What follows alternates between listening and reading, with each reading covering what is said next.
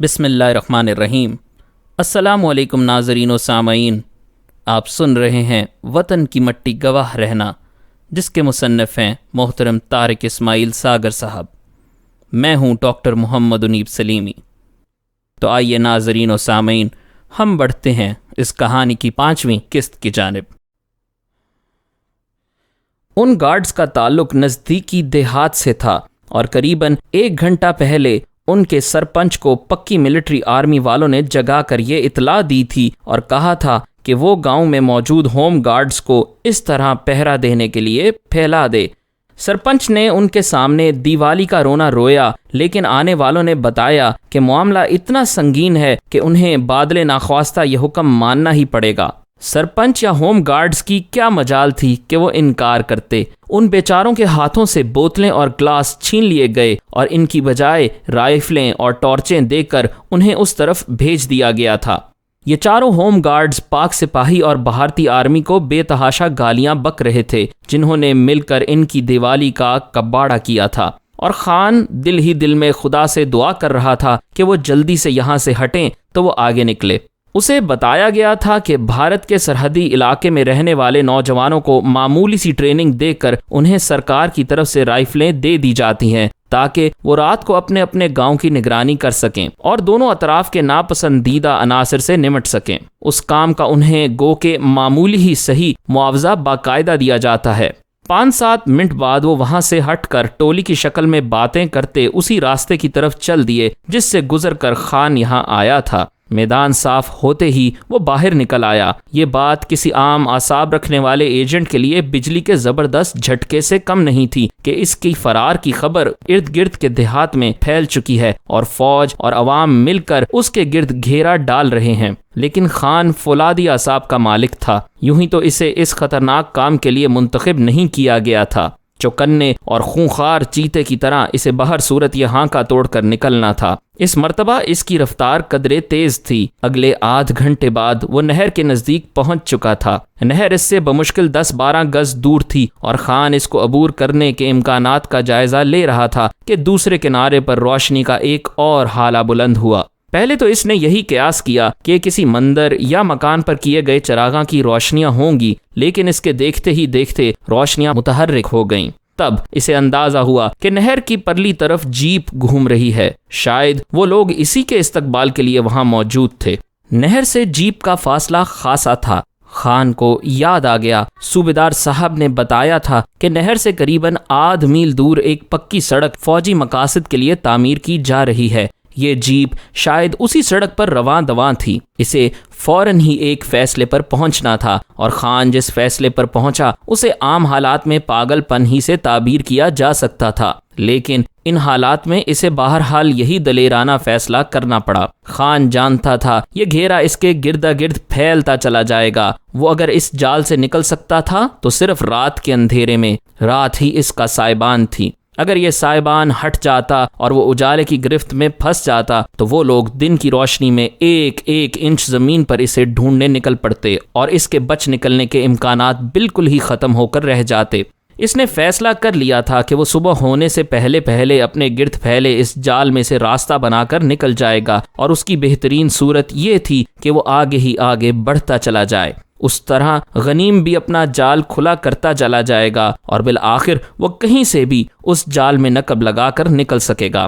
اپنی جیب سے اس نے پولی تھین پیپر کا تہہ کیا ہوا ایک تھیلا نکالا اور اپنے تمام کپڑے اس میں بند کر کے اس کے سرے کو مضبوطی سے گانٹھ لگا کر پیٹھ پر باندھ لیا۔ اسی تھیلے میں اس کے لیے دوسری جوتی بھی رکھی تھی۔ اپنے پاؤں میں پہنے کینوس شوز اس نے وہیں گڑھا کھود کر دبا دیے اور نہر میں اتر گیا۔ نہر میں پانی بہت کم تھا، کہیں کہیں اسے تیرنا پڑا۔ دوسرے کنارے پر پہنچ کر اس نے کپڑے پہنے اور جوتی پاؤں میں ڈال کر وہ تھیلا بھی وہیں ایک کھیت میں دبا دیا۔ اب وہ پھونک پھونک کر قدم رکھتا اس سڑک کی طرف بڑھ رہا تھا جس سے تھوڑی دیر پہلے جیپ گزری تھی۔ سڑک تک وہ بغیر کسی رکاوٹ کے پہنچ گیا۔ پھر دھڑکتے دل لیکن مضبوط اور پر اعتماد قدموں سے اس نے سڑک بھی عبور کر لی۔ اب اس کے کانوں میں آہستہ آہستہ کہیں بہت دور ہوتی بھجن کتھا کی آوازیں بھی آنے لگی تھیں۔ پھر اس کی نظریں آسمان کی سمت اٹھیں تو وہاں اس کے راہبر قطبین بھی موجود تھے۔ خان نے خدا کا شکر ادا کیا کہ ابھی تک اس نے راستے کی سمت نہیں کھوئی تھی، ورنہ عموماً ہوتا یہی ہے کہ آدمی ساری رات کی بھاگ دوڑ کے بعد صبح دیکھتا ہے کہ وہ جہاں سے چلا تھا وہیں کھڑا ہے۔ گھاس میں ہونے والی خلاف معمول ہلچل اور بھاگ دوڑ کے اثرات سرحد کی دوسری طرف بھی محسوس کیے جا رہے تھے۔ وائٹ لائن کے ساتھ ساتھ گشت کرنے والی پیٹرول پارٹیوں نے فوراً ہی یہ اطلاع اپنی اپنی پکٹ پر پہنچا دی تھی کہ بھارتی علاقے میں اچانک ہی بے تحاشا ریزرو فورس گھس آئی ہے۔ ایسا عموماً انہی حالات میں ہوتا تھا جب انہیں کسی خطرناک پاکستانی کی آمد یا واپسی کی خبر ملا کرتی تھی۔ رینجرز کے کمپنی ہیڈ کوارٹر کی طرف سے فوراً ہی ایک ریکی پارٹی کو اس طرف روانہ کیا گیا، جس نے تھوڑی ہی دیر بعد تمام صورتحال سے آگاہی دے دی۔ ان کی حاصل کردہ اطلاعات کے مطابق بی ایس ایف کے نزدیکی ہیڈ کوارٹر سے تمام ریزرو فورس کو اس طرف ناکہ بندی کرنے کے لیے بھیج دیا گیا ہے۔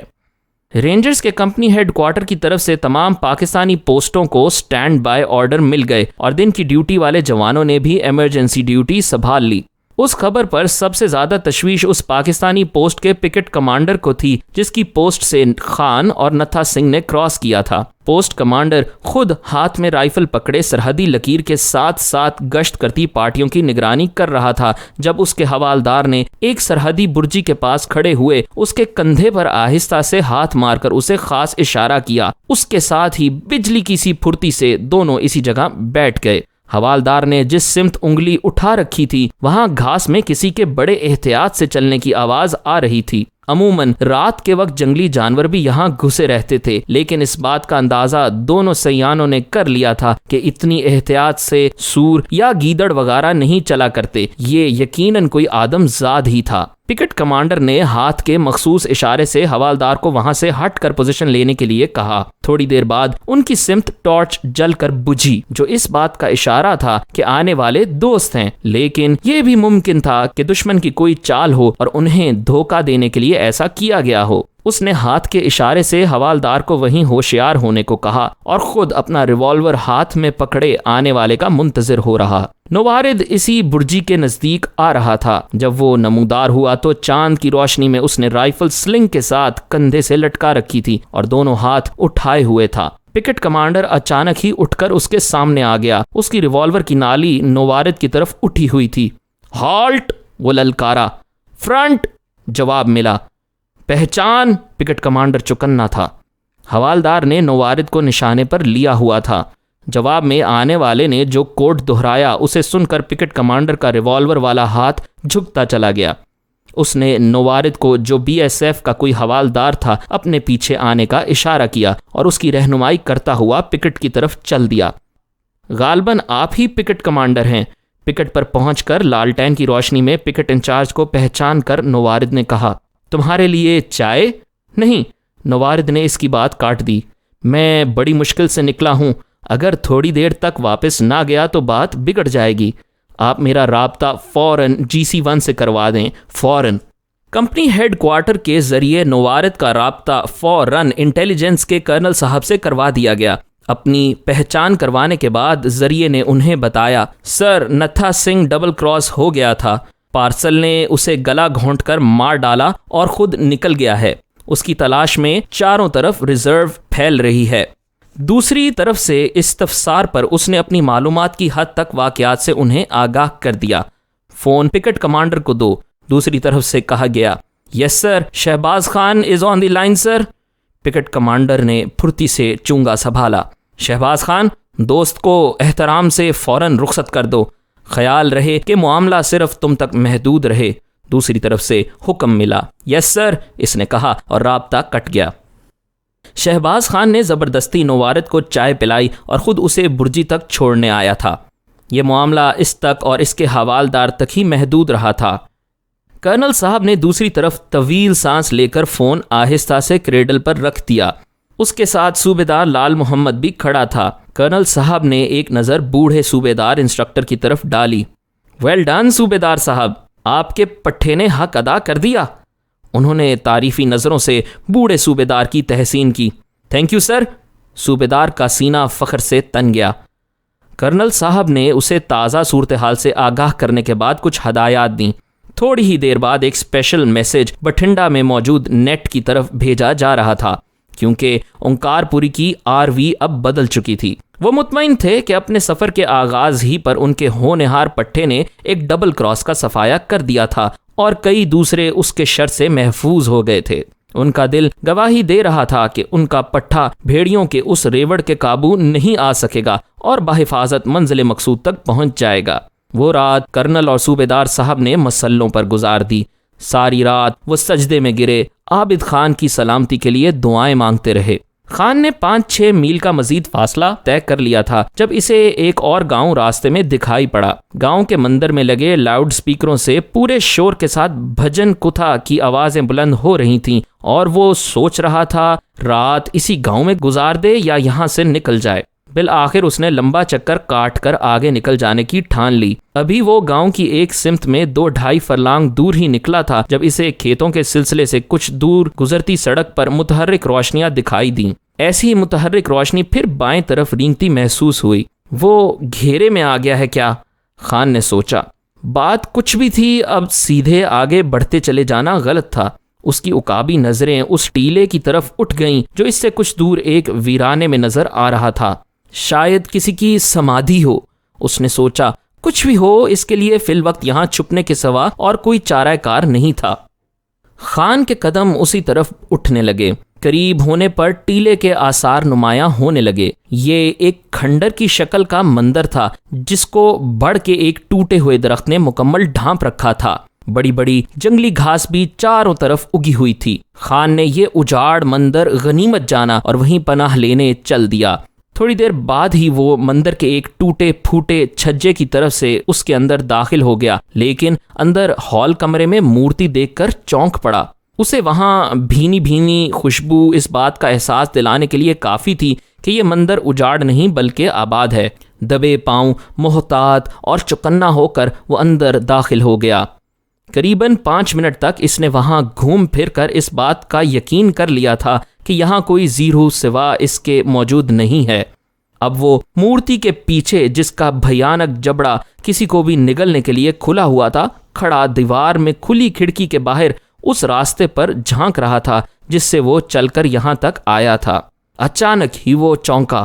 ایک دیا جلتا ہوا اس کی طرف آ رہا تھا۔ پھر اس دیے کے پس منظر میں ایک ہیولا بھی دکھائی پڑا۔ بجلی کی سی پھرتی سے بلی کی طرح پنجوں پر بھاگتا وہ باہر آ گیا۔ جلدی میں اسے اور تو کچھ نہ سوجھا۔ وہ ہال کمرے میں بنی سیڑھیوں کے ذریعے، جو اتنی شکستہ تھیں کہ کسی کے ان پر سے گزر کر اوپر پہنچنے کے امکانات بالکل ہی ختم ہو چلے تھے، ہال کمرے کی چھت پر کسی نہ کسی طرح پھسلتا سنبھلتا پہنچ گیا۔ چھت میں دیوی سے کچھ فاصلے پر پرانی طرز تعمیر کے روشن دان کے ذریعے، جس میں سلاخیں لگی ہوئی تھیں، اس نے نیچے نظریں جما دیں۔ تھوڑی دیر بعد ایک لڑکی اندر پہنچ گئی۔ رات کی اس تنہائی اور اجاڑ مندر میں وہ اسے کرنوں پرانی کوئی خوبصورت دیوداسی یا اس کی بچھڑی ہوئی روح دکھائی دے رہی تھی۔ دیے کو اس نے دیوی کے چرنوں میں رکھ دیا۔ جب اس کا مکمل چہرہ خان کو دیے کی پراسرار روشنی میں نظر آیا تو اس کا دل دھک سے رہ گیا۔ عورت اتنی حسین بھی ہو سکتی ہے، اس نے سوچا اور سوچتا ہی رہ گیا۔ اسے یوں لگا جیسے کمرے میں استادہ بھیانک شکل والی کالی ماتا اچانک ہی خوبصورت پاربتی کے روپ میں پرگھٹ ہو گئی ہو۔ اگلا منظر تو عابد خان کو بوکھلا دینے کے لیے بہت کافی تھا۔ پاربتی دیوی نے جھک کر مورتی کو سیس نوائے، اس کے چرن چھوئے اور دیوی کو ماتھا ٹیکنے کے بعد آلتی پالتی مار کر اس کے چرنوں میں بیٹھ گئی۔